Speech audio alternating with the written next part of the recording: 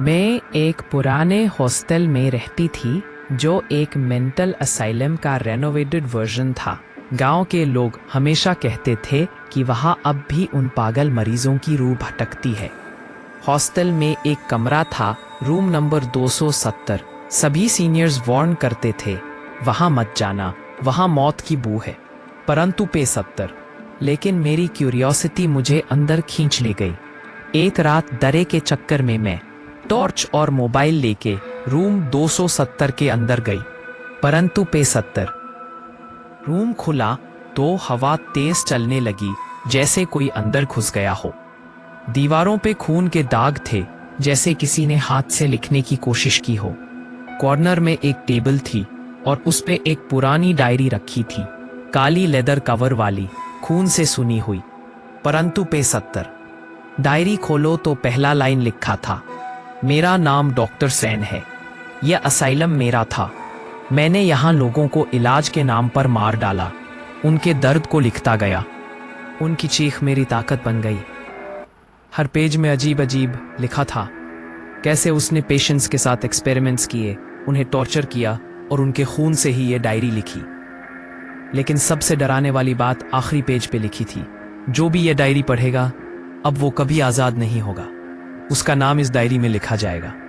मेरे हाथ कांपने लगे। तभी डायरी के पन्ने अपने आप पलटने लगे और पेन खुद लिखने लगा। उसने लिखा, अगला नाम रिया। ये पे मेरे पैर थरथर आने लगे। तभी मैंने पीछे कुर्सी की आहट सुनी। एक पुराना खोखला कुर्सी हिल रहा था, बिना किसी के बैठे।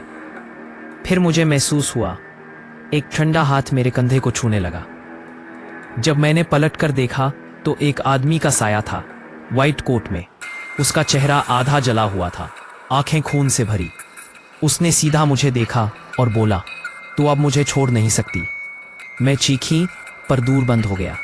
रूम अंधेरा हो गया और डायरी के अंदर से एक लहू भरा हाथ निकला, मेरे गले को पकड़कर कसने लगा। मैं बेहोश गिर गई।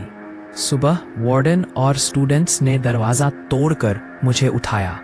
मैं जिंदा थी, पर मेरे हाथ में वही डायरी थी और उसके अंदर लिखा था एक नया पेज, रिया हमारे साथ है।